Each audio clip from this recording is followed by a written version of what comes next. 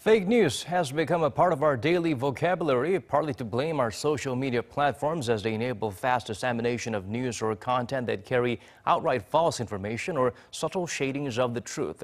In the first of our three-part series, Soo-young sheds light on the raging debate here in Korea on whether regulating such content would encroach on the freedom of expression. Is fake news freedom of expression, or is it an abuse of constitutional liberties? That's the question being posed as the government moves to clamp down on the alarming increase of disinformation. Some of the most outlandish claims include refugees from Yemen being able to receive $1,200 from the government unconditionally, and that foreigners in Korea committed 40,000 crimes last year.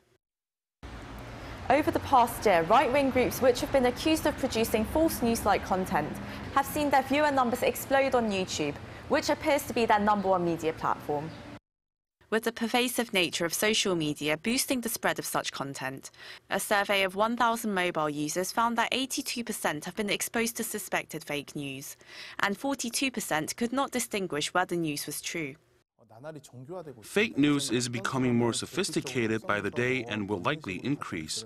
It doesn't help that most people rarely come across opinions contrary to their own due to social media settings, which offer automatic suggestions based on search history and preferences.